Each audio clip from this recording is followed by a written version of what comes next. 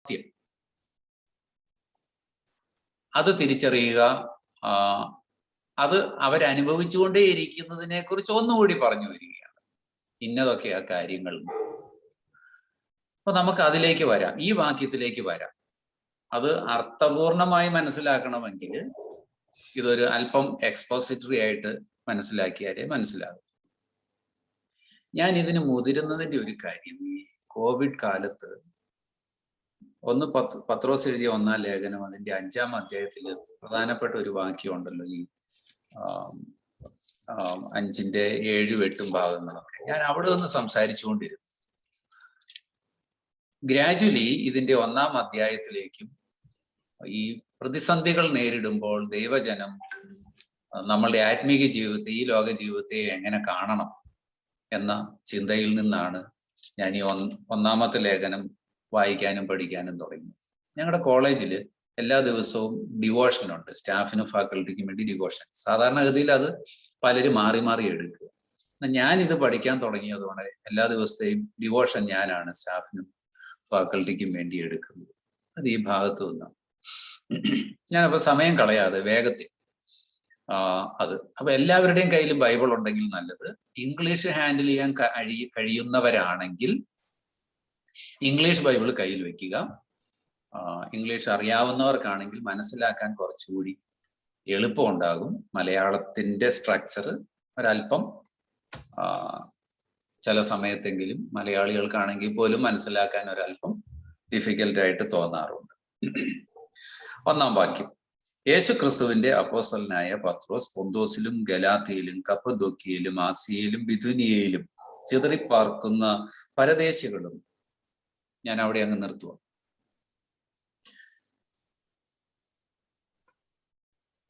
പത്രോസ് തന്നെത്താൻ അപ്പോസ്തലൻ എന്ന് വിളിക്കുന്നു. അത് വിശദീകരിക്കേണ്ട കാര്യമില്ല. അപ്പോസ്തലൻ എന്ന് പറഞ്ഞാൽ ദൈവത്താൽ അയക്കപ്പെട്ട വ്യക്തി എന്നർത്ഥം. പക്ഷെ അത് സാമാന്യമായ അർത്ഥമാണല്ലോ. പക്ഷെ അപ്പോസ്തലൻ എന്ന വാക്കിന്റെ പ്രാക്ടിക്കൽ ആയിട്ടുള്ള ഒരു അർത്ഥം എന്ന് പറയുന്നത് യേശുവിനോട് കൂടെ, യേശുവിന്റെ ഐഹിക ശുശ്രൂഷ കാലത്ത് യേശുവിനോട് കൂടെ ഇരുന്നവരും യേശുവിന്റെ കൂടെ നടന്നവരും യേശുവിന്റെ കഷ്ടത, മരണം, പുനരുത്ഥാനം, സ്വർഗാരോഹണം എന്നീ കാര്യങ്ങൾക്ക് സാക്ഷികളുമായവരാണ് അപ്പോസ്തലൻ. അപ്പം ആ അർത്ഥത്തിൽ തന്നെ ഇത് എഴുതുന്നയാള് ആധികാരികതയുള്ള ഒരാളാണ്. നമുക്ക് പക്ഷെ അവിടെ ഞാൻ കൂടുതൽ ഊന്നൽ കൊടുക്കുന്നില്ല. എഴുതുന്ന ലേഖനം ആർക്കായി എഴുതുന്നെന്നുള്ളത് നമ്മുടെ ചിന്ത ആദ്യം. അതെന്താണ്? പൊന്തോസ്, ഗലാത്യ, കാപ്പദോക്യ, ആസ്യ, ബിഥുനിയ, ഇത്രയും സ്ഥലങ്ങളിൽ, ഇതൊരു ഏഷ്യ മൈനറാണ്. ഏഷ്യയിലെ കുറെ സ്ഥലങ്ങളാണ് പറഞ്ഞിരിക്കുന്നത്. അവിടെയുള്ള വിശ്വാസികളെയാണ് അഭിസംബോധന ചെയ്യുന്നത്. പക്ഷെ അവരെ വിളിക്കുന്ന ചില കാര്യങ്ങളുണ്ട്. അവിടെയാ നമ്മുടെ സ്ട്രെസ് എന്ന് പറയുന്നത്. ഇവരെ ഒന്ന് വിളിക്കുന്നത് ഈ മലയാളത്തിൽ പരദേശികളും അല്ലെ, ചിതറിപ്പാർക്കുന്ന പരദേശികളും, അത് കഴിഞ്ഞിട്ട് പിതാവായ ദൈവത്തിന്റെ മുന്നറിവിനൊത്തവണ്ണം ആത്മാവിന്റെ വിശുദ്ധീകരണം പ്രാപിച്ച അനുസരണം കാണിപ്പാനും എന്ന് പറഞ്ഞിരിക്കുന്നത്. ഇംഗ്ലീഷിൽ വായിക്കുന്നവരാണെങ്കിൽ ഇങ്ങനെ കാണാം: blessed B God, blessed B the God and Father of the Lord Jesus Christ, who according to his abundant mercy has begotten us എന്ന് പറയുന്നു. എന്നാൽ അതിന്റെ മുൻപില് നമ്മൾ ഇങ്ങനെ കാണുന്നുണ്ട്: elect according to the foreknowledge of God. അപ്പൊ ഇവിടെയെല്ലാം താമസിക്കുന്നവരെ, ഈ പ്രദേശങ്ങളിലെല്ലാം പാർക്കുന്നവരെ ദൈവത്തിന്റെ മുന്നറിവിനൊത്തവണ്ണം, മുന്നറിവിൻ പ്രകാരം ഇലക്ട് ചെയ്തതാണ്, തിരഞ്ഞെടുക്കപ്പെട്ടവരാണ്, അല്ലെ, തിരഞ്ഞെടുക്കപ്പെട്ടവരാണ് എന്നാണ്.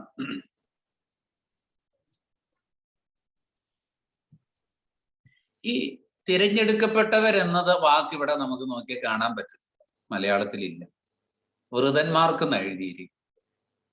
വൃതൻ എന്ന വാക്കിന്റെ അർത്ഥം ഇലക്ട് എന്നാണ്. ഇലക്ട് എന്നതിന് ഗ്രീക്ക് വാക്കെന്ന് പറയുന്നത് എക്ലേസിയ എന്നാണ്. കാലയോ എന്ന വാക്കാണ്. വിളിച്ച്, പ്രത്യേക ഉദ്ദേശത്തിന് വേണ്ടി വിളിച്ച് വേർതിരിക്കുന്നതിനാണ് കാലയോ എന്ന് പറയുക. ആ വാക്കിൽ നിന്നാണ് എക്ലേസി എന്ന വാക്ക്. ഞാൻ ഇച്ചിരി ഗ്രീക്കൊക്കെ കൂട്ടി പറയുന്നതുകൊണ്ട് നിങ്ങൾ മുഷിയരുത്. അപ്പൊ എക്ലേസി എന്ന വാക്കിന്റെ, സഭ എന്ന വാക്കിന്റെ അർത്ഥം എന്താ? അത് ഒരു പ്രത്യേക ഉദ്ദേശത്തിന് വേണ്ടി വിളിച്ച് വേർതിരിക്കപ്പെട്ടവരുടെ കൂട്ടമെന്നാണ്. അതിനകത്ത് നിന്ന് തന്നെയാണ് വിളിക്കുക എന്ന വാക്ക് ഉൾപ്പെട്ടിരിക്കുന്നത്. അപ്പൊ വിളിയും എന്തിനു വേണ്ടി തന്നെയാ? ഒരു പ്രത്യേക ഉദ്ദേശത്തിന് വേണ്ടി. അപ്പൊ വൃതന്മാരെന്ന വാക്കിനേക്കാൾ ഉപരി ദൈവം തന്റെ മുന്നറിവിനൊത്തവണ്ണം ഒരു പ്രത്യേക ഉദ്ദേശത്തിന് വേണ്ടി വിളിക്കപ്പെട്ടവരാണ് നമ്മൾ, അഥവാ ഈ ചിതറിപ്പാർക്കുന്നവരെന്ന് പറയുന്ന വിശുദ്ധന്മാർ. അപ്പൊ വിളി എന്നത് ചുമ്മാ ഒരു വിളിയല്ല, പ്രത്യേക ഉദ്ദേശത്തിന് വേണ്ടി വിളിക്കപ്പെട്ട. അങ്ങനെ വിളിക്കപ്പെട്ടവരുടെ കൂട്ടത്തെയാണ് സഭ എന്ന് പറയുന്നത്. സഭ എന്ന വാക്ക് എക്ലേസിയ എന്നറിയാം. അതൊരു പ്രത്യേക ഉദ്ദേശത്തിന് വേണ്ടി വിളിച്ച് വേർതിരിക്കപ്പെട്ടവരാണ്. അപ്പൊ വൃതന്മാരെന്നാൽ പ്രത്യേക ഉദ്ദേശത്തോടെ വിളിച്ചു വേർതിരിക്കപ്പെട്ടവർ. ഒന്ന്, ഇലക്ട് എന്ന വാക്ക്. രണ്ട്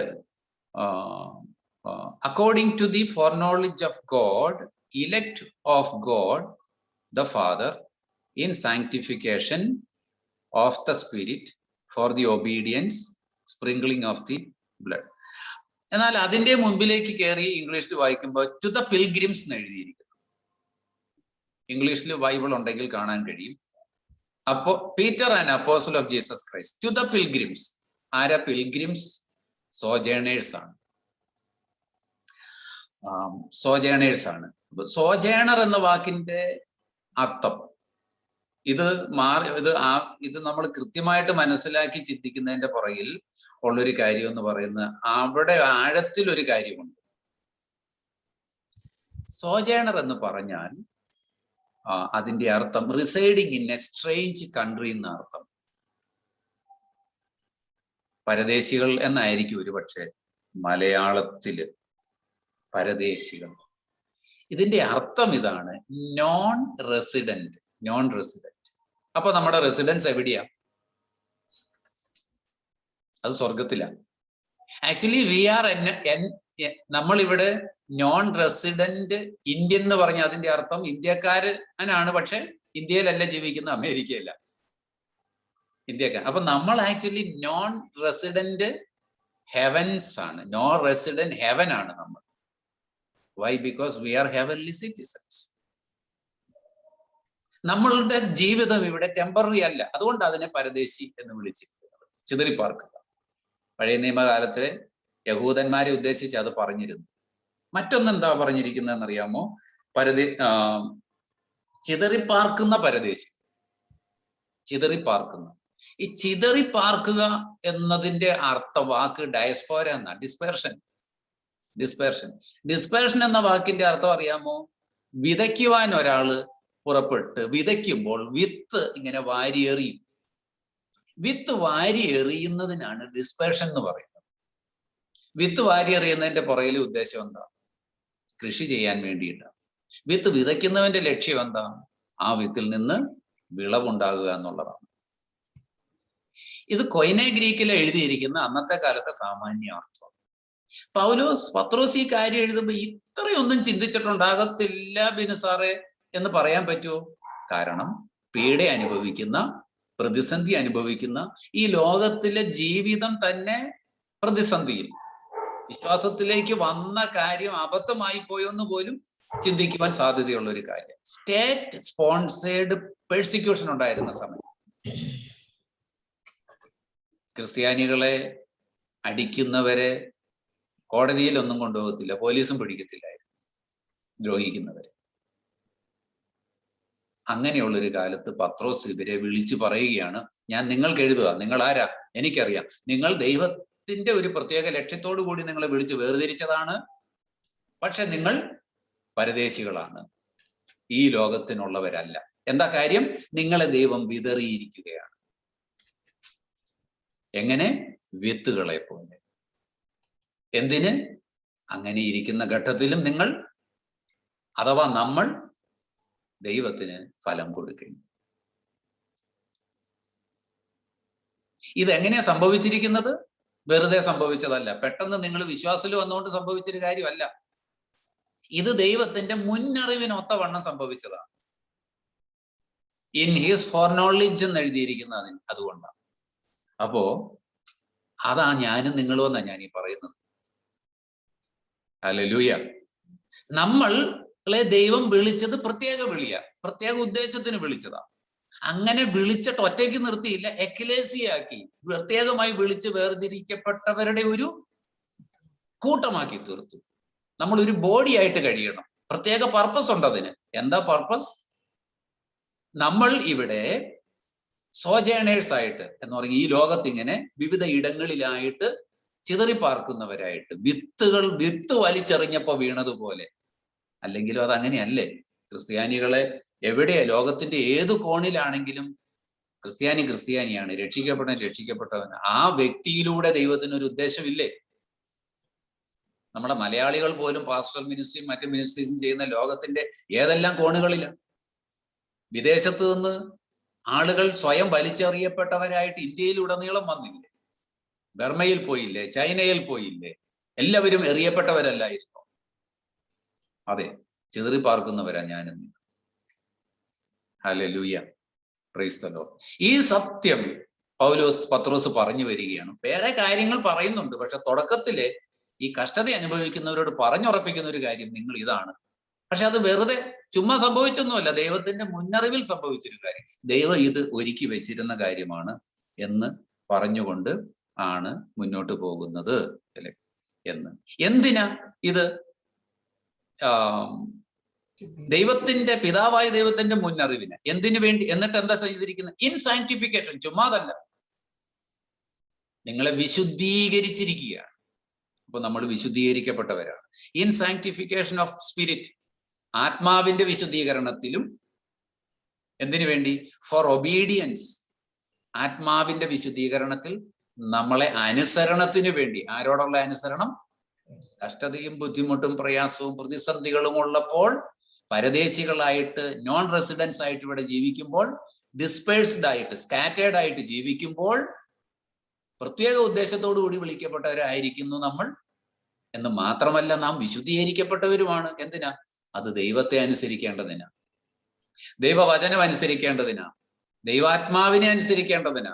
കഷ്ടതയും ബുദ്ധിമുട്ടും ഞെരുക്കവും എറിയപ്പെട്ടവരുമാണെങ്കിലും ദൈവം അറിഞ്ഞു വിളിച്ചതാണെന്നുള്ള ബോധ്യത്തിൽ ഫലം പുറപ്പെടുവിക്കേണ്ടതിന്, അതിന് തക്കവണ്ണം അനുസരിക്കേണ്ടതിന് ദൈവം നമ്മെ വിളിച്ചതാണ്.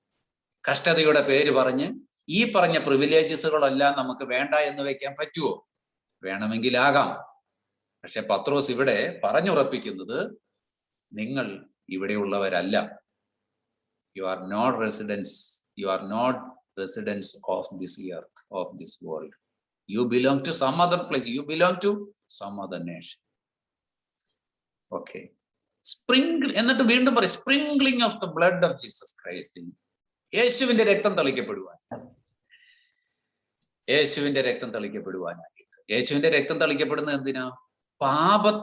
ഇസ്രായേലിൽ ഒരുപാട് രക്തം തളികളുണ്ട്. അതിൽ പ്രധാനപ്പെട്ട രണ്ട് കാര്യം ഞാൻ പറയാം. ഒന്ന്, ഒരു പുതിയ നിയമം സ്ഥാപിക്കുമ്പോൾ, മോശ നിയമം സ്ഥാപിച്ചപ്പോൾ പുറപ്പാട് 24 കാളയുടെ രക്തത്തിന്റെ ഒരംശം എടുത്ത് പുസ്തകത്തിന്മേലും ജനത്തിന്റെ മേലും തളിച്ചു. കൂടാതെ അതിൽ കുറച്ച് കൊണ്ടുപോയി അതിവിശുദ്ധ സ്ഥലത്തും തളിച്ചു. എല്ലാ വർഷത്തിലും നടക്കുന്ന നാഷണൽ അറ്റോൺമെന്റ്, ഇസ്രായേലിന്റെ പാപപരിഹാരത്തിന് വേണ്ടി മഹാപുരോഹിതൻ ആട്ടും കുഞ്ഞുങ്ങളെ മാറ്റി നിർത്തിയിട്ട്, ഒന്നിനെ മാറ്റി നിർത്തി മറ്റൊന്നിനെ അറുത്ത് അതിന്റെ രക്തം എടുത്ത് ജനത്തിന്മേലും അതിവിശുദ്ധ സ്ഥലത്തും കൊണ്ടുപോയി തളിക്കുന്നു. പാപപരിഹാരം അർത്ഥം.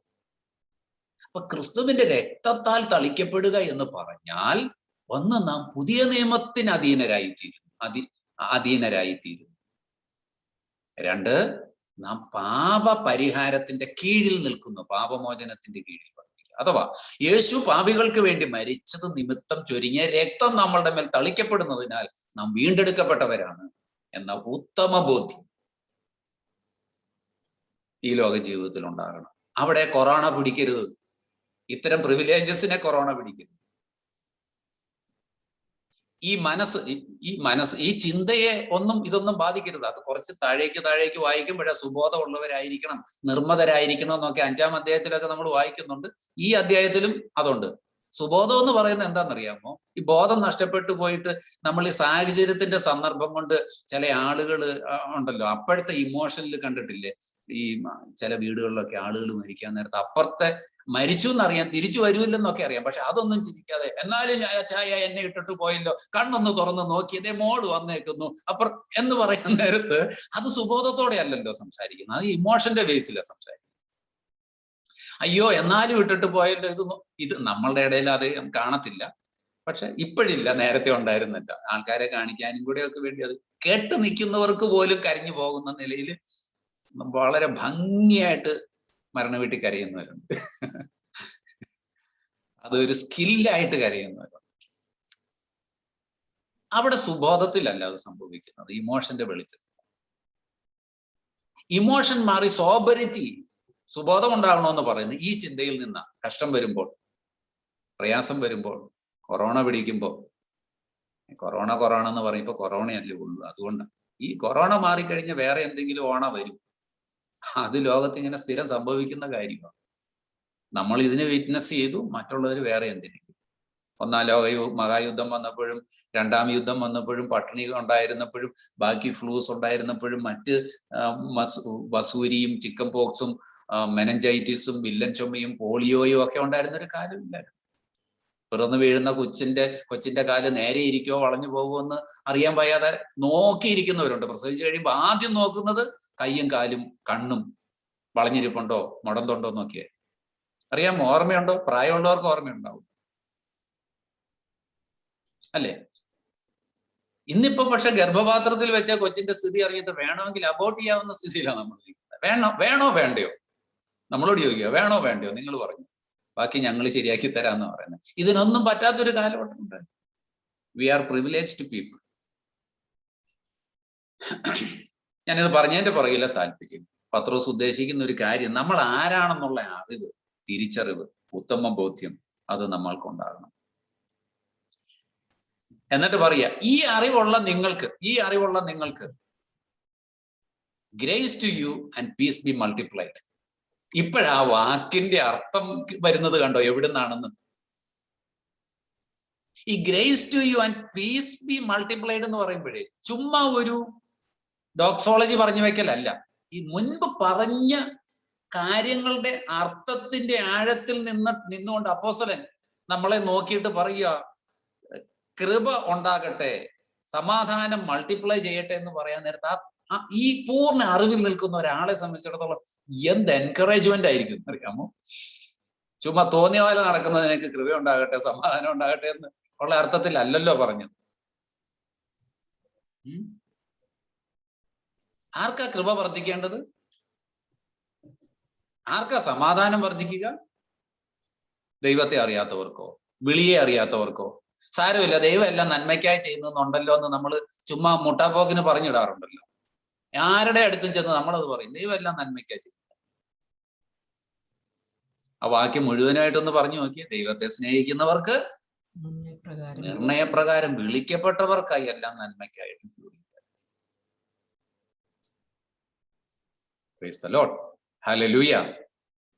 കർത്താവിന് സ്തോത്രം ചെയ്യുന്നു. ഇനി മൂന്നാം വാക്യം, ഞാനിത് എവിടെ കൊണ്ടെത്തിക്കുമെന്ന് ഇപ്പൊ എനിക്ക് നല്ല ബോധ്യമില്ല, എങ്കിലും ഞാൻ വേഗത്തിൽ പറയാം. തീരുന്നിടത്ത് നിന്നോട്ടെ, കുഴപ്പമില്ല. Blessed B God. പിന്നെ ദൈവത്തെ കുറിച്ച് പറയുന്ന ഒരു കാര്യമുണ്ട്. നമ്മുടെ കർത്താവായ യേശുക്രിസ്തുവിന്റെ പിതാവായ ദൈവത്തിന് സ്തോത്രം. അവൻ മരിച്ചവരുടെ ഇടയിൽ നിന്നുള്ള യേശുക്രിസ്തുവിന്റെ പുനരുത്ഥാനത്താൽ തന്റെ കരുണാധിക്യ പ്രകാരം നമ്മെ ജീവനുള്ള പ്രത്യാശയ്ക്ക് അന്ത്യകാലത്തിൽ. ഇതാ മലയാളം വായിച്ചാൽ ഇതിവിടെ നിർത്താൻ പറ്റത്തില്ല ഒരിടത്തും. ശരിക്കും ഗ്രീക്കിൽ അങ്ങനെയാ നിർത്താതെ എഴുതിയേക്കുന്നത്. നമ്മളുടെ സൗകര്യത്തിന് വേണ്ടി ഇംഗ്ലീഷുകാർ ഒരു ഗുണം ചെയ്തിട്ടുണ്ട്. Bless be the God and father, be the God and father of our Lord Jesus Christ. Father God ഞാൻ തൽക്കാലം അവിടെ നിർത്തുക. ഈ നമ്മുടെ കർത്താവായ യേശുക്രിസ്തു എന്നതിന്റെ അർത്ഥം പറയാം. കർത്താവ് എന്ന് പറഞ്ഞ യജമാനൻ, നമ്മളുടെ ഉടയവൻ, നമ്മളുടെ കാര്യസ്ഥനാണ്, നമ്മളുടെ മാസ്റ്ററാണ്. ആ മാസ്റ്ററുടെ പേരെന്താ? യേശു. ജോഷുവ എന്ന വാക്കിൽ നിന്നാണ്. ജോഷുവ എന്ന വാക്കിന്റെ അർത്ഥം, യഹോശുവയുടെ അർത്ഥം യഹോവ രക്ഷിക്കുന്നു എന്നാണ് അർത്ഥം, രക്ഷകൻ. ക്രൈസ്റ്റ് എന്ന വാക്കിന്റെ അർത്ഥം ക്രിസ്തു എന്ന് നമുക്കറിയാം, പക്ഷെ അതിൻ്റെയും വിപുലമായ അർത്ഥം അഭിഷിക്തൻ എന്നാണ്. നമ്മളുടെ കർത്താവായ അഭിഷിക്തനായ രക്ഷകനായ നമ്മുടെ കർത്താവ്.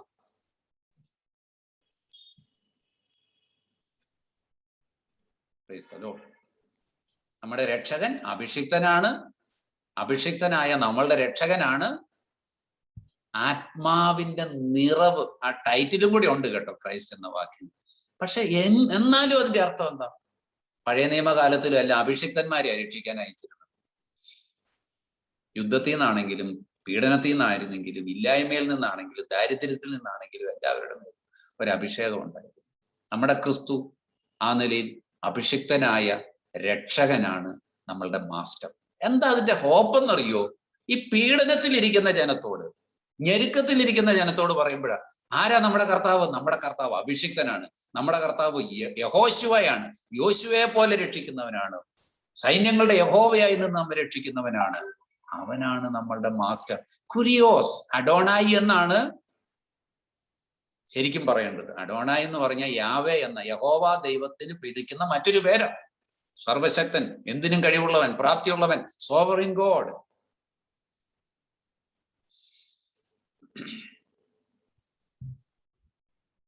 ഈ പ്രതിസന്ധിയിൽ, ജീവിതത്തിന്റെ ഞെരുക്കങ്ങളിൽ, ഏത് പ്രതിസന്ധിയിലും ആഴമേറിയ ഈ ദൈവവിളിയും നമ്മളുടെ വേർതിരിവുമെല്ലാം ദൈവോദ്ദേശപ്രകാരം പത്രോസ് ഇതെഴുതുമ്പോൾ ആ അർത്ഥത്തിലും ആ ആഴത്തിലും തന്നെ എഴുതുന്നത്. കാരണം ഇത് വെറുതെ ആർക്കെങ്കിലും എഴുതുമല്ലോ, വലിയ പ്രതിസന്ധിയിലൂടെ പോകുന്നവർക്കല്ല എഴുതുന്നത്. അപ്പൊ അവരിത് ആഴത്തിൽ തന്നെ വായിച്ച് ആ അർത്ഥത്തിൽ തന്നെ മനസ്സിലാവും. നമ്മളൊരു പ്രയാസത്തിൽ ഇരിക്കുമ്പോഴേ ആശ്വാസവാക്കുകളുടെ ആഴം മനസ്സിലാവും. ആശ്വാസവാക്കൊന്നും ആവശ്യമില്ലാത്തവരോട് 100 ആശ്വാസം പറഞ്ഞാലും അവർക്കതൊന്നും വലിയ വിലയൊന്നുമില്ല. Praise the Lord. ഹല്ലേലൂയ. ഹല്ലേലൂയ. ഹല്ലേലൂയ. കഥ പറയാൻ സമയമില്ലെങ്കിലും പറയാം. പണ്ട് വലിയ ദാരിദ്ര്യ നിമിത്തം ഒരു വീട്ടിൽ നിന്ന് അമ്മയെ സഹായിക്കാൻ ഒരു കുഞ്ഞ് കാട്ടിൽ വിറവ് വെട്ടാൻ പോയി. അവനുള്ള പ്രാപ്തിയൊന്നുമില്ല. വീട്ടിലൊരു കഷ്ണം ഉണക്കറൊട്ടി ഉണ്ടായിരുന്നു, കൊടുത്തു. ഉണക്കറൊട്ടി കഴിച്ചിട്ടുണ്ടെങ്കിൽ നിങ്ങൾക്കറിയാം, അത് ഇച്ചിരി പാടാ ചവച്ച് അരച്ച് കഴിക്കാൻ. ഇത് കഴിക്കാനൊന്നും പറ്റത്തില്ല. അമ്മ തന്നതല്ലേ മോനെ, നിനക്ക് നന്നായിട്ട് വിശക്കുമ്പോൾ നീ ഇത് കഴിക്കാൻ പറഞ്ഞു. അവൻ കൊണ്ടുപോയി വെച്ചിട്ട് വെട്ടോട് വെട്ട്. ഇടയ്ക്കിടയ്ക്ക് റൊട്ടിയിലേക്ക് നോക്കും, അതിന് വല്ല മാറ്റവും വരുന്നുണ്ടോ. അവസാനം ഗത്യന്തരമില്ലാതെ അവൻ അതെടുത്ത് കഴിച്ചു.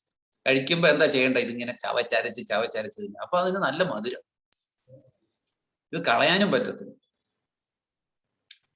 മാജിക് ഒന്നും സംഭവിച്ചില്ല. വായിലെ തുപ്പല് ചേർത്ത്, സലൈവ ചേർത്ത് നമ്മൾ കൂട്ടി ചവച്ചരച്ച് കഴിക്കുമ്പം അതിനൊരു മധുരം സ്വാഭാവികമായിട്ടും രൂപപ്പെടും. എന്നാ വയറ് നിറഞ്ഞിരിക്കുന്ന ഒരാളുടെ കയ്യിൽ ഉണക്കറോട്ടി കൊടുത്താലോ? നമ്മുടെ പിള്ളേർക്കൊന്ന് കൊടുത്തു നോക്കിക്ക്. ഇസ്രായേലിനും ഇത് തന്നെ സംഭവിച്ചു. മന്ന ആദ്യം വീണപ്പോ അതിന് ഭയങ്കര, അതിന്റെ ടേസ്റ്റ് ഒക്കെ എഴുതിയിട്ടുണ്ട് അല്ലേ? കൊത്തമ്പാലരി പോലെയും എന്താ പറയാ, തേൻ കൂട്ടി കഴിക്കുന്ന ആട പോലെയും ഒക്കെ ആയിരുന്നു. കാലം കുറെ കഴിഞ്ഞ് ഇത് സുലഭമായിട്ട് സ്ഥിരം കിട്ടിക്കൊണ്ടിരുന്നപ്പോഴോ ഈ യൂസ്ലെസ് മെറ്റീരിയൽ ഞങ്ങൾക്ക് എന്തിനായി?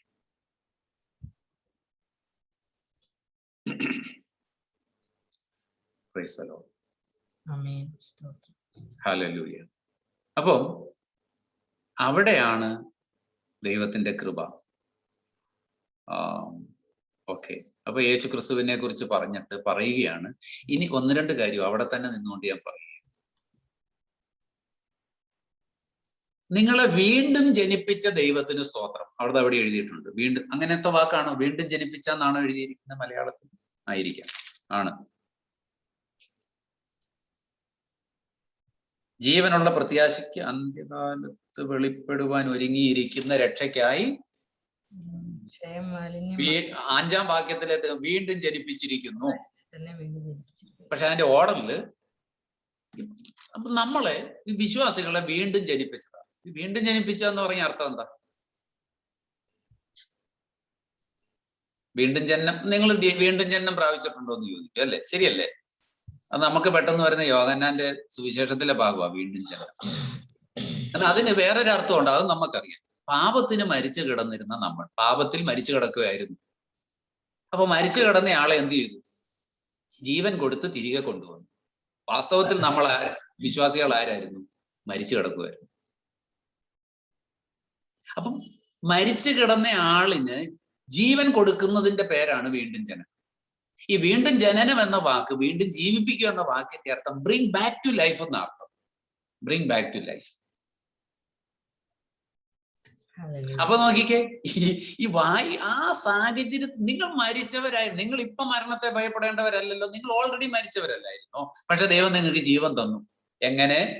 മരിച്ചവരുടെ ഇടയിൽ നിന്നുള്ള യേശുവിന്റെ പുനരുദ്ധാനത്താൽ, through the resurrection of Jesus Christ from the dead. അവിടെയുണ്ട്. അപ്പൊ യേശു ആരായിരുന്നു?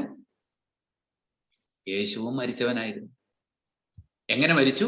നിങ്ങളുടെ പാപം ഏറ്റെടുത്ത് യേശു മരിച്ചു. വാസ്തവത്തിൽ മരിച്ചു, യഥാർത്ഥത്തിൽ മരിച്ചു. ആ മരിച്ച യേശുവിനെ ആര് ഉയർപ്പിച്ചു? ദൈവം ഉയർപ്പിച്ചു. ഉയർപ്പിക്കുക എന്ന വാക്കിന്റെ അർത്ഥം വീണ്ടും ഞാൻ പറഞ്ഞതുപോലെ തന്നെ ബ്രിങ് ബാക്ക് ടു ലൈഫ്. അപ്പൊ വിശ്വാസികളെ, നിങ്ങളുടെ വീണ്ടും ജനനത്തിന്റെ, നിങ്ങൾ ജീവിതത്തിലേക്ക് തിരികെ വന്നതിന്റെ അടിസ്ഥാനം എന്താ? നിങ്ങൾക്ക് വേണ്ടി മരിച്ചവനായിരുന്ന യേശു ജീവനിലേക്ക് മടങ്ങി വന്നത് കൊണ്ടാണ് പാപത്തിന് മരിച്ചു കിടന്ന നിങ്ങളും ജീവനിലേക്ക് മടങ്ങി. അതാ പ്രത്യാശ. ഇത് ഓരോന്നും എക്സ്പൗണ്ട് ചെയ്ത് അങ്ങോട്ട് പോകാൻ നേരത്തുണ്ടല്ലോ. പിന്നെ ഈ ലോകത്തിൽ, അതുകൊണ്ടാ ഈ ഒരു ഡയമെൻഷനിൽ കാര്യങ്ങൾ മനസ്സിലാക്കി കഴിഞ്ഞപ്പോഴാ പൗലോസ് പറയുന്നത്, വരുവാനുള്ള തേജസ് വിചാരിച്ചാൽ ഈ ലോകത്തിലെ കഷ്ടം സാരമില്ല. പൗലോസിന്റെലേക്ക് പോകുന്നില്ല, പത്രോസിൽ തന്നെ നിൽക്കാം. മരിച്ചവരുടെ ഇടയിൽ മരിച്ചു കിടന്നിരുന്ന യേശുവിനെ ജീവൻ തിരികെ കൊടുത്ത് കൊണ്ടുവന്ന പിതാവ് നിങ്ങളെയും, മരിച്ചവരായിരുന്ന നിങ്ങളെയും ജീവനിലേക്ക് മടക്കി കൊണ്ടുവന്നു. നിങ്ങൾക്കും അവൻ ജീവൻ തന്നു. അടിസ്ഥാനം എന്താ? പാപം ഏറ്റെടുത്ത് മരിച്ച യേശു. ആ യേശുവിന് ദൈവം ജീവൻ തിരികെ കൊടുത്തു. നിങ്ങളെയും അവനിൽ വിശ്വസിച്ച നിമിത്തം ജീവൻ നിങ്ങൾക്കും തിരികെ തന്നു. എന്നിട്ട് അവിടെ കൊണ്ടും തീർന്നില്ല. ഫോർ എ ലിവിങ് ഹോപ്പ്, ജീവനുള്ള പ്രത്യാശയ്ക്കായിട്ട്. അപ്പൊ നമ്മുടെ പ്രത്യാശയുടെയും കൂടെ ഗുണം എന്താ? പ്രത്യാശയുടെയും കൂടി ക്വാളിറ്റി എന്താ? ചുമ്മാ it's not a dead hope, rather it is living hope. അപ്പൊ ലൈഫ് എന്ന് ആവർത്തിക്കോ ഇവിടെയല്ല.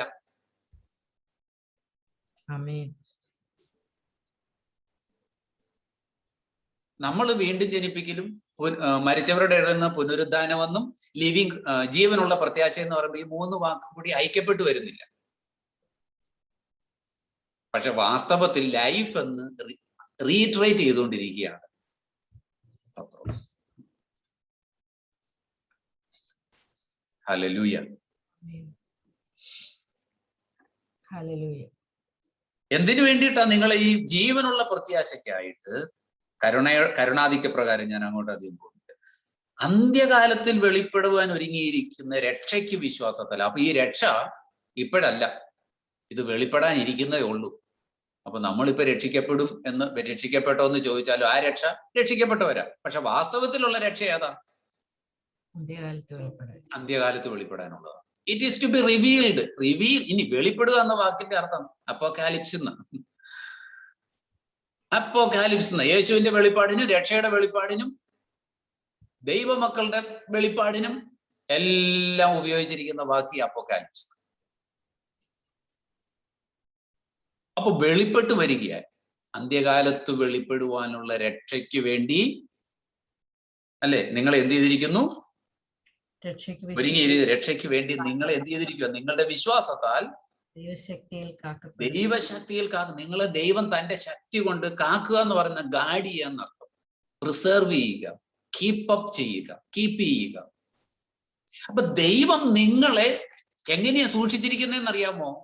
ഒരു ലിവിങ് ഹോപ്പിന് വേണ്ടി, ഒരു ഇൻഹെറിറ്റൻസിന് വേണ്ടി. ഇൻഹെറിറ്റൻസ് എന്ന് പറഞ്ഞാൽ അവകാശത്തിന് വേണ്ടി. അവകാശം എന്താ? പഴയ നിയമകാലത്ത് അവകാശം എന്ന് പറയുന്നത് കാനാനായിരുന്നു, കാനാൻ ദേശമായിരുന്നു അവരുടെ അവകാശം. നമ്മൾ പാട്ടൊക്കെ ഉണ്ടല്ലോ, നല്ലൊരവകാശം തന്ന നാഥനെ. അപ്പൊ ദൈവമക്കളുടെ പുതിയ നിയമത്തിലെ അവകാശം എന്താ? Eternal life in the kingdom of God.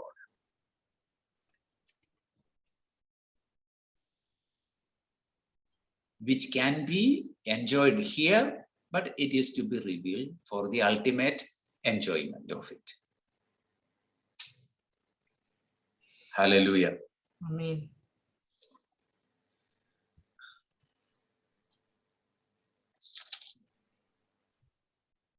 ഈ വീണ്ടും അതിനു വേണ്ടി തന്നെ വീണ്ടും ജനിപ്പിച്ചിരിക്കുന്നു എന്ന് ഇപ്പോഴാണ് നമ്മൾ വായിക്കുന്നത്. പക്ഷെ ഇതിന്റെ ഓർഡർ ഒരല്പം നേരെ തിരിഞ്ഞാ കിടക്കേണ്ടത്.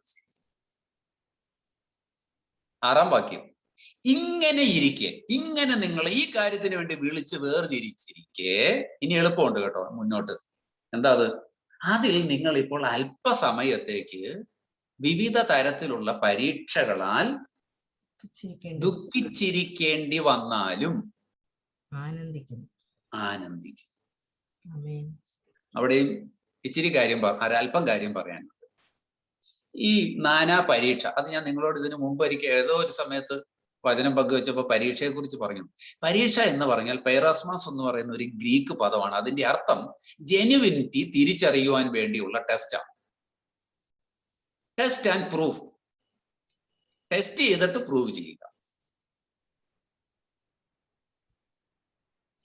അപ്പൊ ഈ രക്ഷയൊക്കെ പ്രാപിച്ചിരിക്കുന്ന നിങ്ങൾക്ക് ഇവിടെ നിങ്ങളുടെ വിശ്വാസത്തിന്റെ ജെനുവിനിറ്റി തിരിച്ചറിയാനുള്ള ടെസ്റ്റുകളാണ് ഈ ലോകത്ത് സംഭവിച്ചുകൊണ്ടിരിക്കുന്നത്.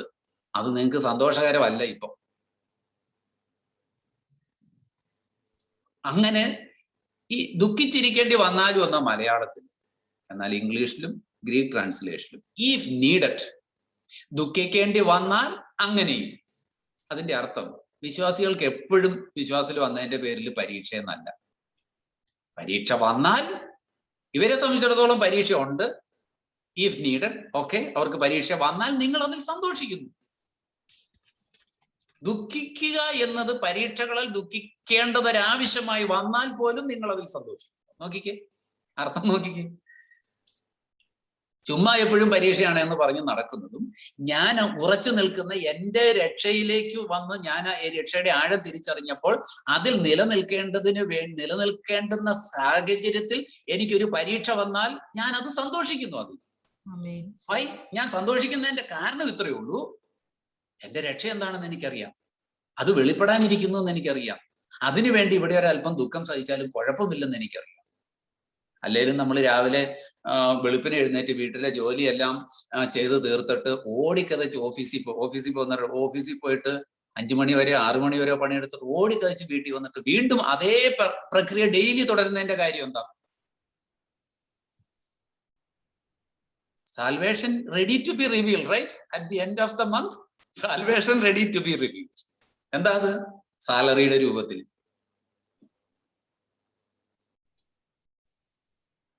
അപ്പൊ അങ്ങനെ അത്രയും വേണ്ടി വന്നാലും നമ്മൾ സഹിക്കാൻ തയ്യാറാണ്. അതാ ഈ പറഞ്ഞതിന്റെ അർത്ഥം. ഇത് ആ കാലഘട്ടത്തിലെ വിശ്വാസികൾക്ക് നന്നായിട്ട് മനസ്സിലാകുമായിരുന്നു. ആനന്ദിക്കുന്നു, എന്നിട്ട് അഴിഞ്ഞു പോകുന്നതും തീയിൽ ശോധന കഴിക്കുന്നതുമായ പൊന്നിനേക്കാൾ നിങ്ങളുടെ വിശ്വാസത്തിന്റെ പരിശോധന വിലയേറിയതെന്ന് ക്രിസ്തുവിന്റെ പ്രത്യക്ഷതയിൽ പുകഴ്ചയ്ക്കും തേജസ്സിനും മാനത്തിനുമായി കാണുവാൻ അങ്ങനെ ഇടവരും. ഇതൊന്നും ഇങ്ങനെ പറഞ്ഞാ പോരാ.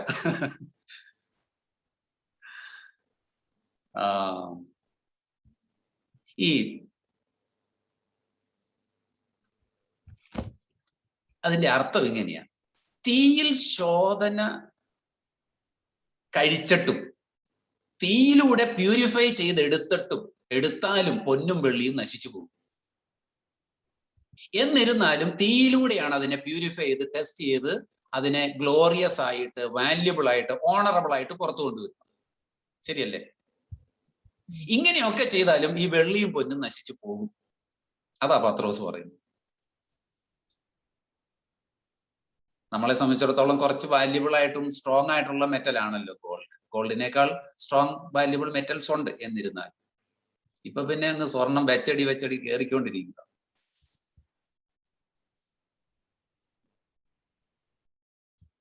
സ്വർണത്തിന്റെ സ്ഥിതി ഇതാ, വെള്ളിയുടെ സ്ഥിതി ഇതാ. പക്ഷെ നിങ്ങളുടെ വിശ്വാസത്തിന്റെ സ്ഥിതി അതല്ല. നിങ്ങൾ ഈ ട്രയൽസിലൂടെ നിങ്ങളുടെ ജെനുവിനിറ്റി പ്രൂവ് ചെയ്യാനുള്ള ഈ ടെസ്റ്റുകൾ ഉണ്ടല്ലോ, കൊറോണയുടെ രൂപത്തിലും സാമ്പത്തിക മാന്ദ്യത്തിന്റെ രൂപത്തിലും ഇല്ലായ്മയുടെ രൂപത്തിലും പെർസിക്യൂഷന്റെ രൂപത്തിലും ഒക്കെയുള്ള ഈ നിങ്ങളുടെ വിശ്വാസം നല്ലതാണോ ചീത്തയാണോ എന്ന് ടെസ്റ്റ് ചെയ്യാനുള്ള ഈ പ്യൂരിഫൈങ് പ്രോസസ് ഉണ്ടല്ലോ, അതിലൂടെ കടന്നു പോയാൽ പൊന്നും വെള്ളിയും ഒക്കെ നശിച്ചു പോയാലും നിങ്ങളുടെ ഈ വിശ്വാസം പ്യൂരിഫൈ ചെയ്തെടുത്ത് നിങ്ങൾ പുറത്തു വന്നാൽ ആ വിശ്വാസവും നിങ്ങൾ നശിച്ചു പോകത്തില്ല. അത് നിലനിൽക്കും. ഇവ നശിച്ചു പോകും. ഇത് വേറൊരു ഭാഷയിൽ പത്രോസ് അപ്പുറത്ത് പറയുന്നുണ്ട്. ഈ കാണുന്നതെല്ലാം അഴിഞ്ഞു പോകും. മൂലപദാർത്ഥങ്ങൾ നോക്കിക്കേ, എത്ര അർത്ഥവത്തായിട്ടാ പറയുന്നതെന്ന് നോക്കിക്കേ. മൂലപദാർത്ഥം എന്ന് പറയുന്നത് നമുക്കറിയാം, അതല്ലേ? ബേസിക് എലമെന്റ്സ് ഇതൊക്കെ. അതൊക്കെ നിലനിൽക്കുന്നതാണെന്നാ സയന്റിഫിക് കണ്ടുപിടുത്തം. ഓക്കെ, അതുപോലും നശിച്ചു പോകും, കത്തി അഴിഞ്ഞു പോകും എന്നാ പറയുന്നത്. നല്ല ചൂട്, പരിധിക്ക് അപ്പുറത്തേക്ക് ചൂട് തന്നാ പിന്നെ സ്വർണവും ഇല്ല അവിടെ. സ്വർണത്തിനൊക്കെ താങ്ങാൻ പറ്റുന്ന ഒരു ചൂടുണ്ട്, അതിനപ്പുറത്തേക്ക് പോയ സ്വർണത്തിന്റെ കാര്യവും പോക്കാം. അത് വെച്ചാ നമ്മളെ കമ്പയർ ചെയ്യുന്നു, നമ്മളുടെ വിശ്വാസം കമ്പയർ ചെയ്യുന്നു. എന്നിട്ട് പറയുക, നിങ്ങൾ ഈ വിശ്വാസമാകുന്ന പരിശോധന ടെസ്റ്റിനകത്തൂടെ പോയി കഴിഞ്ഞിട്ട് പുറത്തു വന്നു കഴിയുമ്പോ യേശു വെളിപ്പെട്ടിങ് വരും. അപ്പോക്കാലിപ്സ്, യേശു വെളിപ്പെട്ടിങ് വരും. വെളിപ്പെട്ട് വരുമ്പോൾ സ്വർണത്തിന്റെ ഈ തിളങ്ങുന്ന സ്വർണം ഉണ്ടല്ലോ, അതിനേക്കാൾ വിലയേറിയതാ നിങ്ങളുടെ വിശ്വാസത്തിന്റെ തിളക്കം. അതിനേക്കാൾ വലുതാ നിങ്ങളുടെ വിശ്വാസത്തിന്റെ തിളക്കം. സ്വർണത്തിനൊരു വിലയുണ്ടല്ലോ, അതിനേക്കാൾ വിലയാ നിങ്ങളുടെ വിശ്വാസത്തിന്. സ്വർണത്തിനൊരു ഓണർ ഉണ്ടല്ലോ, കാണുമ്പോ കൊള്ളാം, സ്വർണം എപ്പോഴും വിശ്വാസത്തിലൊക്കെ വരുന്നതിന് മുമ്പാണ്. ഇപ്പോഴും സ്വർണ്ണ അണിയുന്ന വിശ്വാസികളും ഉണ്ടല്ലോ. അപ്പൊ അവരെ സംബന്ധിച്ച് സ്വർണം ഈസ് വാല്യുബിൾ, സ്വർണം ഈസ് ഓണറബിൾ. സ്വർണത്തിനൊരു ഓണർ ഉണ്ടല്ലേ. പക്ഷേ വിശ്വാസത്തിന്റെ കടുത്ത ശോധനയിലൂടെ കടന്നു പോകുന്ന നിങ്ങളുടെ owner, value and glory is going to be exceeding the materials that are purified through fire like gold and silver. തീയിലൂടെ ശോധന ചെയ്താൽ നശിച്ചു പോകുന്ന പൊന്ന്, വെള്ളി, മറ്റു വസ്തുക്കളെക്കാൾ നിങ്ങളുടെ വിശ്വാസത്തിന്റെ test for genuinity, sincerity, integrity is glorious, valuable and honorable than gold and silver and other materials. Hallelujah. Amen. Praise the Lord. അപ്പോ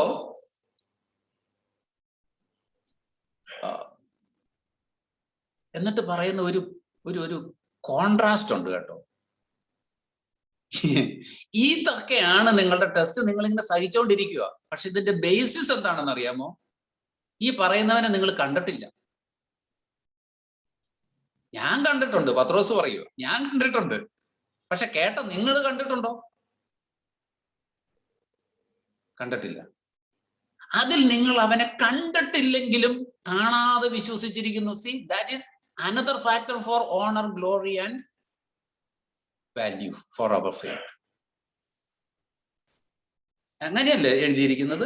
അവനെ നിങ്ങൾ കണ്ടിട്ടില്ലെങ്കിലും we love him, സ്നേഹിക്കുന്നു. നേരിട്ട് കണ്ടിട്ടില്ല, ഫേസ്ബുക്കിലേ കണ്ടിട്ടുള്ളൂ, സ്നേഹിച്ചു. നേരിട്ട് കണ്ടപ്പോ കുഴപ്പമായി.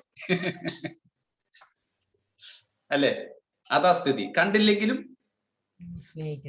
സ്നേഹിക്കുന്നു. ഇപ്പോൾ കാണാതെ വിശ്വസിച്ചുകൊണ്ട് നിങ്ങളുടെ വിശ്വാസത്തിന്റെ അന്തമായ ആത്മരക്ഷ പ്രാപിക്കുകയും പറഞ്ഞു തീരാത്തതും മഹിമയുള്ളതുമായ സന്തോഷത്തോടെ ആനന്ദിക്കുന്നു. നോക്കിയേ, ഈ ട്രയൽ എല്ലാം കഴിഞ്ഞ് വന്നിട്ട് കാണാതെ വിശ്വസിച്ചിട്ട് നിങ്ങൾ അവനിങ്ങ് വെളിപ്പെട്ട് വരാൻ നേരത്ത് ആത്മാവിന്റെ the redemption of the salvation of your souls, അത് സംഭവിക്കുമെന്ന് അറിഞ്ഞതുകൊണ്ട് നിങ്ങൾ അങ്ങോട്ട് പരിധിയില്ലാതെ എന്താ പറയാ, പറഞ്ഞു തീരാത്തതുമായ മഹിമയുള്ളതുമായ മഹിമ, ഗ്ലോറി, ഇതെല്ലാം സ്വർണത്തിന്റെ ഗ്ലോറിയും വാല്യൂയും ഓണറബിലിറ്റിയും വെച്ച് വേണം ഇനി വ്യാഖ്യാനിക്കാൻ. നമുക്ക് ഈ ലോകത്ത് കമ്പയർ ചെയ്യാൻ ഇതല്ലേ ഉള്ളൂ, പത്രോസിന്റെ കാലത്ത് അറ്റ്ലീസ്റ്റ്. അതിനെ കോൺട്രാസ്റ്റ് ചെയ്തുകൊണ്ട് പറയുക, നമ്മളുടെ ഈ സന്തോഷമൊക്കെ എന്ന് പറയുന്നത് ഇതൊന്നും അല്ല എന്ന് പറയുക. മഹാസന്തോഷത്തോടെ ആനന്ദിക്കുന്നു. എന്നിട്ട് പറയുക, നിങ്ങൾക്ക് വരാനുള്ള ഈ വലിയ കൃപയെ കുറിച്ച് പ്രവാചകന്മാർ ഇങ്ങനെ കിഴിഞ്ഞു നോക്കിക്കൊണ്ടിരുന്നു. ഞാൻ അങ്ങനെ അങ്ങ് പറഞ്ഞ് വേഗം വിടുക. ഇങ്ങനെ സൂക്ഷിച്ച് നോക്കിക്കൊണ്ടിരുന്നു. പക്ഷെ അവർക്ക് മനസ്സിലായില്ല അത്. Another realm of our faith is that even the so-called big prophets, യെശയ്യാവിനെ കുറിച്ച് ഓർത്താൽ, മോശയ്ക്ക് കിട്ടിയ വെളിപ്പാട് ഓർത്താൽ, യിരെമ്യാവിന് കിട്ടിയ വെളിപ്പാട് ഓർത്താൽ, യോശുവയ്ക്ക് കിട്ടിയ വെളിപ്പാട് ഓർത്താൽ, മറ്റു പ്രവാചകന്മാർക്ക് കിട്ടിയ വെളിപ്പാട് ഓർത്താൽ, അവരൊക്കെ അഗ്രഗണ്യന്മാരല്ലായിരുന്നു. പക്ഷെ അവർ ഈ ശുശ്രൂഷ ചെയ്യുന്നത് ഭാവി കാലത്തിൽ നിങ്ങൾക്ക് വേണ്ടിയാണ് എന്ന് അറിയാമായിരുന്നു. പക്ഷെ അതേ സമയം എപ്പോഴാണ് ആളാര എന്താണെന്ന് അവർക്ക് മനസ്സിലായില്ല. പക്ഷെ അവരും ചെയ്തൊരു കാര്യമുണ്ട്. എന്താണെന്നറിയാമോ? ക്രിസ്തുവിന് വരേണ്ടിയിരുന്ന കഷ്ടവും പിൻവരുന്ന മഹിമയെയും മുൻകൂട്ടി പ്രവചിച്ചു. നിങ്ങൾക്ക് ഡിസ്കണക്റ്റഡ് ആകരുതേ. ഈ പ്രവാചകന്മാരെന്താ പ്രവചിച്ചത്? ക്രിസ്തുവിന് വരേണ്ടിയിരുന്ന കഷ്ടത. അവിടെയാണ് നമ്മളുടെ കോൺസെൻട്രേഷൻ. ആരോടാ പറയുന്നത്? കഷ്ടം സഹിക്കുന്ന വിശ്വാസികളോട്, പ്രതിസന്ധി അനുഭവിക്കുന്ന വിശ്വാസികളോട്. പ്രവാചകന്മാരും പറഞ്ഞു കഷ്ടം. കഷ്ടത്തിനപ്പുറത്ത് എന്താ പ്രവാചകന്മാർ പ്രവചിച്ചത്? യേശുവിന് വരേണ്ടുന്ന ഗ്ലോറി. അത് സ്വർണത്തേക്കാൾ വലുതാ. സ്വർണത്തേക്കാൾ വലിയ ഗ്ലോറി എന്തിനാ? യേശുവിന്റെ കഷ്ടതയും അതിനെ തുടർന്ന് വരുന്ന ഗ്ലോറിയും. നിങ്ങൾക്ക് വരാൻ പോകുന്ന ഗ്ലോറി എന്താ? നിങ്ങളുടെ കഷ്ടതയും അതിൽ നിങ്ങൾ പിടിച്ചു നിന്നാൽ അതിനെ തുടർന്ന് വരാൻ പോകുന്ന മഹത്വം. ഹല്ലേലൂയ. Price the Lord. ദൈവം നമ്മളെ സഹായിക്കട്ടെ. ഞാൻ വേഗത്തിൽ മുന്നോട്ട് പോകുന്നു. ആകയാൽ നിങ്ങളുടെ മനസ്സുറപ്പിച്ചിട്ട് നിങ്ങൾ ഞാൻ നിർമ്മതരെന്നൊക്കെ പറഞ്ഞ വാക്ക് ഇപ്പോഴാ വരുന്നത്. സോബറിറ്റി, കോൺഷ്യസ്നെസ്, കോൺഷ്യസ് ആയിരിക്കണം. എന്താ കോൺഷ്യസ് ആയിരിക്കണം? ഞാൻ നേരത്തെ പറഞ്ഞതിന്റെ കാര്യം, ഈ ലോകത്തിൽ പ്രശ്നങ്ങളും പ്രയാസങ്ങളും ഒക്കെ വരാൻ നേരത്ത് നെഞ്ചത്തടിച്ച് ചങ്കത്തടിച്ച് അലമുറയിട്ട് നിലവിളിച്ച് അയ്യോ ഇതീ ഭേദം അവിടെ നിൽക്കുമായിരുന്നു, ഇതിന്റെ ഒന്നും ആവശ്യം ഉണ്ടായിരുന്നില്ല, കണ്ടില്ലേ വിശ്വാസികളാണെന്ന് പറഞ്ഞിട്ട് തോന്നിയ വഴിക്ക് നടക്കുന്നവരൊക്കെ ഗുണം പിടിക്കുന്നുണ്ട്, ഞങ്ങൾ ഇങ്ങനെ നല്ല വിശ്വാസിയായിട്ട് നടന്നിട്ട് ഒരു ഗുണവുമില്ല എന്നൊന്നും പറഞ്ഞ് സുബോധം വിട്ട് സംസാരിക്കാതെ സോബരിറ്റിയില് ക്രിസ്തുവിന്റെ പ്രത്യക്ഷതയിൽ നിങ്ങൾക്ക് വരുവാനുള്ള, ഞാൻ നേരത്തെ പറഞ്ഞ പത്രോസ് നേരത്തെ പറഞ്ഞ പ്രത്യാശയിൽ എന്ത് ചെയ്തേക്കണം? കൃപയിൽ പൂർണ്ണ പ്രത്യാശ വെച്ചുകൊള്ളു. ജീവനുള്ള പ്രത്യാശ എന്ന് മുമ്പേ പറഞ്ഞത് ഓർമ്മയുണ്ടോ? ഇതിങ്ങനെ കണക്ട് ചെയ്ത് മുന്നോട്ട് കൊണ്ടുപോകുമ്പോഴേ പറഞ്ഞു വന്നിട്ട് എന്നിട്ട് പറയാണ് നിങ്ങൾ വിശുദ്ധരായിരിക്കണം. ഈ വിശുദ്ധി എന്ന വാക്ക് പറഞ്ഞു പോകാൻ സമയമെടുക്കും. എങ്കിലും ഞാൻ വേഗത്തിൽ പറയുക. സോറി. വിശുദ്ധി എന്ന് പറഞ്ഞാൽ ദൈവത്തിന് വേണ്ടി വേർതിരിച്ചു വെച്ചു, അല്ലെ? ഒരു പ്രത്യേക ആവശ്യത്തിന് വേണ്ടി വേർതിരിച്ചു. എന്നിട്ട് പത്രോസ് പറയുക, അതുകൊണ്ട് നിങ്ങൾ എന്ത് ചെയ്യണം? നിങ്ങളുടെ എല്ലാ നടപ്പിലും ആ നടപ്പെന്ന വാക്ക് സൂക്ഷിച്ചോളണം, എല്ലാ നടപ്പിലും വിശുദ്ധരായിരിക്കണം. എന്നിട്ട് പറയുക, ഞാൻ വിശുദ്ധരായിരിക്കുന്നത് പോലെ നിങ്ങളും വിശുദ്ധരായിരിക്കും എന്ന് കർത്താവ് പറഞ്ഞിട്ടുണ്ടല്ലോ എന്ന് പറയുക. അപ്പൊ അതിന്റെ അർത്ഥം എന്താ? വിശുദ്ധി എന്ന് പറഞ്ഞാൽ ഒരു പ്രത്യേക ഉദ്ദേശത്തിന് വേണ്ടി വേർതിരിച്ചു വെച്ചു, ശരിയല്ലേ? ദൈവത്തിന്റെ ഉദ്ദേശത്തിന് വേണ്ടി വേർതിരിച്ചു വെച്ചു. അപ്പൊ നോക്കിയ വേർതിരിവിനെ കുറിച്ച്, ഒന്ന് വിളി എന്ന വാക്ക്, രണ്ട് ചർച്ച എന്ന വാക്ക്, ഇപ്പോഴിതാ വിശുദ്ധി എന്ന വാക്കിനും പ്രത്യേകിച്ച് വേർതിരിച്ചു വെക്കാന്ന അർത്ഥം. അതിന്റെ അറ്റത്ത് പത്രോസ് കടത്തി പറയല്ല, വാസ്തവത്തിൽ ഉള്ള കാര്യം പറയാം. നമുക്കത് കേൾക്കുമ്പോ ഇപ്പൊ അത്ഭുതം തോന്നും, അറിയത്തില്ലെങ്കിൽ. അറിയാമെങ്കിൽ ഓക്കെ. എന്നിട്ട് കർത്താവ് പറയാ, ഞാൻ വിശുദ്ധനായിരിക്കുന്നത് പോലെ എന്ന് പറഞ്ഞ അർത്ഥം എന്താ? ഞാൻ നിങ്ങൾക്ക് വേണ്ടി വേർതിരിഞ്ഞിരിക്കുന്നത് പോലെ നിങ്ങൾ എനിക്ക് വേണ്ടി വേർതിരിഞ്ഞിരിക്കും.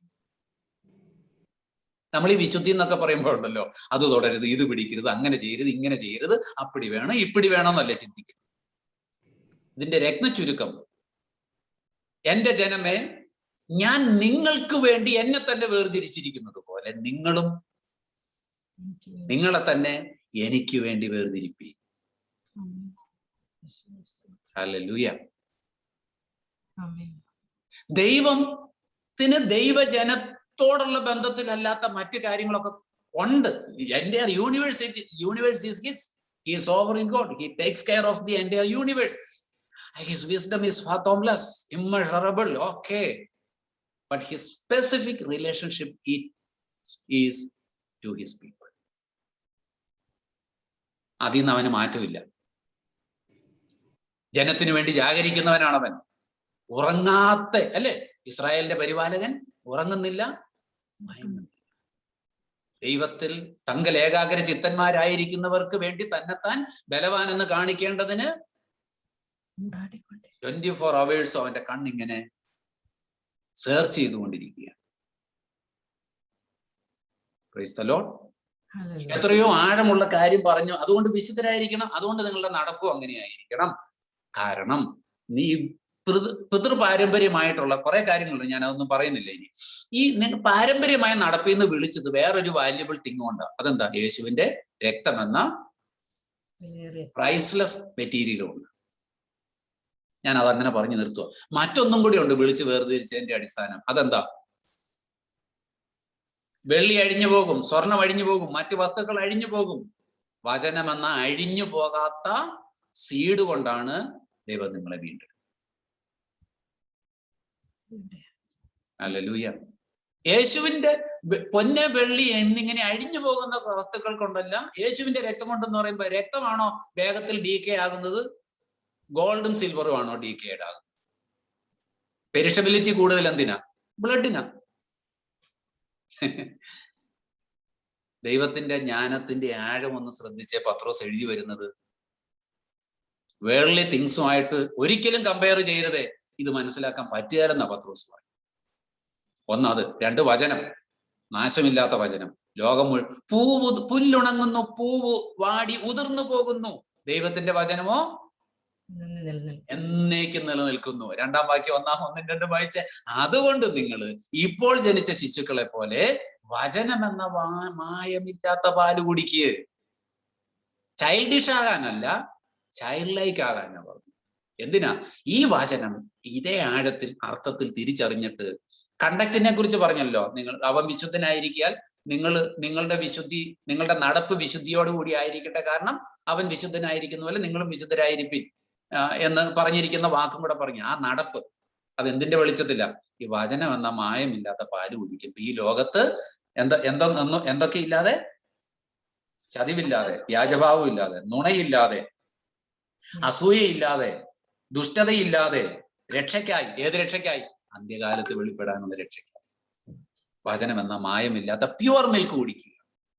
വചനം നന്നായി മനസ്സിലാക്കുക. പരിശുദ്ധാത്മാവിന്റെ പ്രവൃത്തി വേണ്ടെന്നല്ല, അതെല്ലാം വേണം. അതിനോട് കൂടെ തന്നെ ഇതും വേണം. Price the lord. ആമേൻ. ഹല്ലേലൂയ. ഞാനൊരു I don't know whether I have committed an unforgivable mistake, but it's 8:39 now. 1 minute കൂടി എടുത്ത് 40 ആക്കാം. ഈ കേട്ട വചനം നമ്മളെ അനുഗ്രഹിക്കട്ടെ. ഇത് ഈ നിലയിൽ മനസ്സിലാക്കണം. ദൈവവചനം ആഴത്തിൽ അറിയണം. ദൈവാത്മാവിന്റെ ശക്തിയോടെ, പ്രേരണയോടെ ദൈവത്തെ ആരാധിക്കണം. ലോകത്തേതെല്ലാം പ്രതിസന്ധി വന്നാലും ഇതിന്റെ ഒന്നും അന്തം ഇവിടെയല്ല, അന്ത്യം വെളിപ്പെടാനിരിക്കുന്നേ ഉള്ളൂ. നമ്മളുടെ ആത്മാക്കളുടെ രക്ഷയാണ്. അത് more glorious than anything in this world. That is more honourable and precious, imperishable. Hallelujah. We cannot compare it with anything in this world. Any glory of the world, any honor of this world, any precious material in this world. ദൈവം നമ്മെ അതിനായി സഹായിക്കട്ടെ. ഇത് പറയാൻ എളുപ്പമാണ്, പക്ഷെ അതിനൊത്തവണ്ണം ജീവിക്കുക എന്നതാണ് നേരത്തെ പറഞ്ഞ ടെസ്റ്റിന്റെ ജെന്യുവിനിറ്റി പ്രൂവ് ചെയ്യാനുള്ള test that is inherently there in our day-to-day life. Let's strive for that. നമുക്ക് അതിനുവേണ്ടി ഉത്സാഹിക്കാം, ദൈവത്തിൽ ആശ്രയിക്കാം. ദൈവം നമ്മെ അതിനായി സഹായിക്കട്ടെ. Price the Lord. ഈ വചനങ്ങളാൽ ദൈവം നമ്മെ അനുഗ്രഹിക്കും.